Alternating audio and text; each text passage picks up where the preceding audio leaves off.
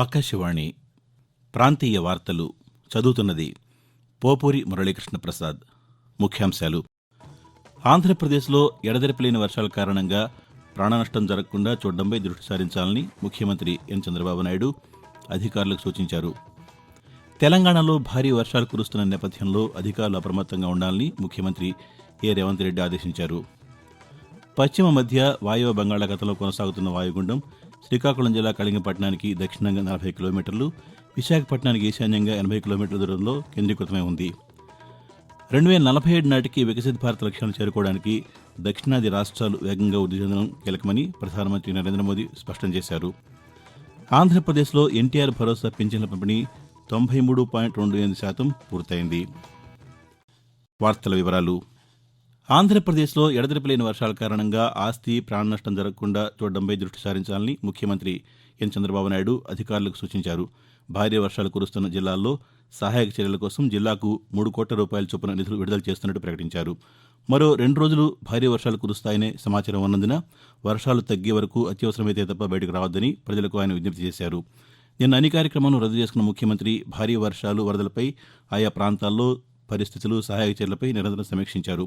తాజా పరిస్థితిపై మంత్రులు, ప్రభుత్వ ప్రధాన కార్యదర్శి, పోలీస్ డైరెక్టర్ జనరల్, జిల్లాల కలెక్టర్లు, పోలీస్ సూపరింటెండెంట్లతో పలు దఫాలుగా శ్రవణ సమావేశం నిర్వహించారు. భారీ వర్షాల కారణంగా విజయవాడలో కొండ చర్యలు విరిగిపడి 5, మంగళగిరిలో 1, గుంటూరు జిల్లాలో వాగులో కారు కొట్టుకుపోయి 3, మొత్తం 9 మంది మరణించగా మృతుల కుటుంబాలకు 5 లక్షల రూపాయల చొప్పున పరిహారం అందించాలని ముఖ్యమంత్రి ఆదేశించారు. ఉత్తరాంధ్ర జిల్లాలో తీరం వెంబడి ఉన్న గ్రామాల ప్రజలను అప్రమత్తం చేయాలని, విపత్తు సమయంలో ప్రజలకు అండగా నిలిచి ప్రాణనష్టం లేకుండా చూడాలని దిశానిర్దేశం చేశారు. అదేవిధంగా అధికారుల సూచనలను ప్రజలు తప్పకుండా పాటించాలని కోరారు. వరద బాధితుల పునరావాస చర్యల్లో ఖర్చుకు ఎక్కడ వెనకాడవద్దని, పునరావాస కేంద్రాల్లో అన్ని సౌకర్యాలు అందేలా చూడాలని ముఖ్యమంత్రి అధికారులను ఆదేశించారు. భారీ వర్షాలు, వరదల నేపథ్యంలో సహాయక చర్యలపై జిల్లా, రాష్ట్ర స్థాయి అధికారులతో నిన్న రాత్రి పొద్దుపోయిన తర్వాత మరోసారి ముఖ్యమంత్రి శ్రవణ సమావేశం నిర్వహించారు. బంగాళాఖాతంలో ఏర్పడిన వాయుగుండం కారణంగా ఆంధ్రప్రదేశ్లోని అనేక ప్రాంతాల్లో నిన్న విస్తారంగా వర్షాలు కురిశాయి. పలుచోట్ల ఉరుములు, మెరుపులు, పిడుగులతో కూడిన భారీ వర్షాలు పడ్డాయి. రాష్ట్రంలోని 16 ప్రాంతాల్లో 100 మిల్లీమీటర్ల పైగా వర్షపాతం నమోదైంది. గుంటూరు, పల్నాడు జిల్లాల్లో పలుచోట్ల వాగుల్లో వాహనాలు చిక్కుకున్నాయి. విజయవాడ, గుంటూరు నగరాల్లో ఎడతెరిపి లేకుండా వర్షం పడింది. వర్షాలకు వాగులు, వంకలు, కాలువలు పొంగి చిన్నపాటి వంతెనలపై భారీగా నీరు పారింది. భారీ వర్షాల నేపథ్యంలో కలెక్టరేట్లలో కంట్రోల్ రూములు ఏర్పాటు చేసి వర్షాలు, వరద పరిస్థితిని అధికారులు సమీక్షిస్తున్నారు. జోరు వర్షాలతో పలు జిల్లాల్లో పాఠశాలలకు విద్యాశాఖ సెలవు ప్రకటించింది. మత్స్యకారులను వేటకు వెళ్లకుండా హెచ్చరికలు జారీ చేయడంతో బోట్లన్నీ తీరానికి చేరాయి. ఈ రోజు, రేపు కాకినాడ జిల్లాకు భారీ వర్ష సూచన జారీ అయింది. ఈ మేరకు వాతావరణ శాఖ జిల్లాకు ఆరెంజ్ అలర్ట్ జారీ చేసింది. కాకినాడ పోర్టులో 3వ నెంబరు ప్రమాద హెచ్చరిక జారీ చేశారు. అల్లూరి సీతారామరాజు జిల్లా ఏజెన్సీలో వాగులు, గడ్డలు ఉధృతంగా ప్రవహిస్తున్నాయి. కృష్ణా డెల్టా ప్రాంతంలో వేలాది ఎకరాల్లో వరి చేలు నీట మునిగాయి. ఉమ్మడి కృష్ణా, గుంటూరు, ఉభయ గోదావరి, కర్నూలు జిల్లాల్లో కాలువలు, వాగుల కింద వరి పొలాలు జలమయమయ్యాయి. అపరాల పంటలు వానకు దెబ్బతినగా లోతట్టు ప్రాంతాల్లోని పత్తి, మిర్చి పైర్లు ఉరకెత్తే స్థితిలో ఉన్నాయి. రాష్ట్ర వ్యాప్తంగా 62,550 హెక్టార్లలో పంట ముంపారిన పడినట్టు వ్యవసాయ శాఖ ప్రాథమికంగా అంచనా వేసింది. వరద ప్రభావిత ప్రాంతాల్లో త్వరితగతిన సహాయక చర్యలు చేపట్టాలని ఆంధ్రప్రదేశ్ హోం, విపత్తుల నిర్వహణ శాఖ మంత్రి వంగలపూడి అనిత అధికారులను ఆదేశించారు.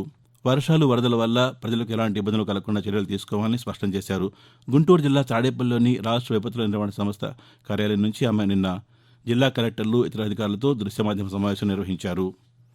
భారీ వర్షాలు, వరదల నేపథ్యంలో అత్యవసర సహాయం కోసం ఎమర్జెన్సీ స్టేట్ కంట్రోల్ రూమ్ రుసుమురహిత నెంబర్లు 1070 112 1800 425 0101ను సంప్రదించాలని ఆంధ్రప్రదేశ్ విపత్తుల నిర్వహణ సంస్థ మేనేజింగ్ డైరెక్టర్ కురమనాథ్ సూచించారు.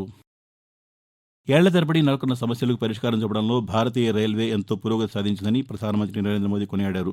సమాజంలోని అన్ని వర్గాల వారికి సౌకర్యవంతమైన ప్రయాణం అందించడమే రైల్వే లక్ష్యమని, అప్పటి వరకు ఆగేది లేదని పేర్కొన్నారు. లక్నో, మేరట్, మదురై, బెంగళూరు, చెన్నై, నాగర్కోయిల్ మధ్య వందే భారత్ రైళ్లను నిన్న ఆయన వర్చువల్గా ప్రారంభించారు.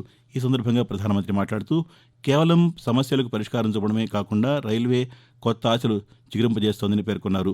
2047 నాటికి వికసిత్ భారత్ లక్ష్యాలను చేరుకోవడానికి దక్షిణాది రాష్ట్రాలు వేగంగా వృద్ధి చెందడం కీలకమని స్పష్టం చేశారు. తమిళనాడు, కర్ణాటక రాష్ట్రాలకు పెంచిన బడ్జెట్ కేటాయింపుల వల్ల దక్షిణాదిలో రైలు రవాణా మరింత బలోపేతమవుతుందని ప్రధానమంత్రి తెలిపారు. ఆకాశవాణి ప్రాంతీయ వార్తలు వింటున్నారు. తెలంగాణలో భారీ వర్షాలు కురుస్తున్న నేపథ్యంలో అధికారులు అప్రమత్తంగా ఉండాలని ముఖ్యమంత్రి రేవంత్ రెడ్డి ఆదేశించారు.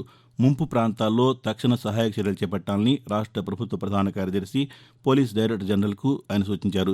ఈ క్రమంలో ప్రభుత్వ ప్రధాన కార్యదర్శి శాంతికుమారి జిల్లా కలెక్టర్లతో నిన్న శ్రవణ సమావేశం నిర్వహించారు. వరదల విషయంలో చేపట్టవలసిన చర్యలపై పలు సూచనలు చేశారు. ప్రాణ, ఆస్తి నష్టం జరగకుండా జాగ్రత్తలు తీసుకోవాలని, వరదలను సమర్థవంతంగా ఎదుర్కొనేలా సంసిద్ధంగా ఉండాలని ఆదేశించారు. అంటువ్యాధులు ప్రబలకుండా వైద్య బృందాలను అప్రమత్తం చేయాలని సూచించారు. భారీ వర్షాల ప్రభావంతో ఈరోజు, రేపు వివిధ మార్గాల్లో నడవాల్సిన 25 రైళ్లను రద్దు చేసినట్టు దక్షిణ మధ్య రైల్వే తెలిపింది. ఈరోజు విజయవాడ తెనాలి, విజయవాడ గుంటూరు, విజయవాడ కాకినాడ పోర్టు, తెనాలి రేపల్లె, గుడివాడ మచిలీపట్నం, భీమవరం నిడదవోలు, ఒంగోలు విజయవాడ, మచిలీపట్నం విజయవాడ మార్గాల్లోని రైళ్లను రద్దు చేసినట్టు అధికారులు తెలిపారు. రేపు గుంటూరు రేపల్లె, గుంటూరు విజయవాడ, విజయవాడ నర్సాపూర్ రైళ్లను రద్దు చేశారు. రైళ్ల రద్దు, దారి మళ్లింపు సమాచారాన్ని ప్రయాణికులకు తెలియజేయడానికి దక్షిణ మధ్య రైల్వే హెల్ప్లైన్ నంబర్లను ప్రకటించింది. ఆంధ్రప్రదేశ్లోని అనేక ప్రాంతాల్లో భారీ వర్షాలు కురుస్తున్నా నిన్న ఎన్టీఆర్ భరోసా పింఛన్ల పంపిణీ కార్యక్రమం నిరాటంకంగా కొనసాగింది. ఈరోజు సెలవు కావడంతో ప్రభుత్వం ఒకరోజు ముందే పింఛన్ల పంపిణీ చేపట్టింది. జోరు వానలోనూ సచివాలయ సిబ్బంది ఈ కార్యక్రమంలో పాల్గొన్నారు. రాష్ట్ర వ్యాప్తంగా నిన్న రాత్రి 7 గంటల సమయానికి 93.28% పంపిణీ పూర్తయింది. 60,27,000 మంది లబ్ధిదారులకు 2,545,74,00,000 రూపాయల పైగా అందజేశారు. ముఖ్యమంత్రి చంద్రబాబు నాయుడు కర్నూలు జిల్లా ఓర్వకల్లులో పింఛన్ల పంపిణీలో పాల్గొనాల్సి ఉండగా ఎడతెరిపి లేకుండా వర్షం కారణంగా పర్యటన రద్దు చేసుకుని పింఛన్ల పంపిణీ తీరును అమరావతి నుంచి సమీక్షించారు. వాతావరణం. ఉత్తరాంధ్ర, దక్షిణ ఒడిశాకు ఆనుకుని పశ్చిమ మధ్య వాయువ్య బంగాళాఖాతంలో వాయుగుండం కొనసాగుతోంది. శ్రీకాకుళం జిల్లా కళింగపట్నానికి దక్షిణంగా 40 కిలోమీటర్లు, విశాఖపట్నానికి ఈశాన్యంగా 80 కిలోమీటర్ల దూరంలో ఇది కేంద్రీకృతమైంది. ఈ వాయుగుండం వాయువ్యంగా పయనించి గత అర్ధరాత్రి తర్వాత విశాఖపట్నం, గోపాల్పూర్ మధ్య తీరం దాటుతుందని వాతావరణ శాఖ తొలుత భావించినా గడిచిన 8 గంటలు అదే ప్రాంతంలో స్థిరంగా కొనసాగుతోంది.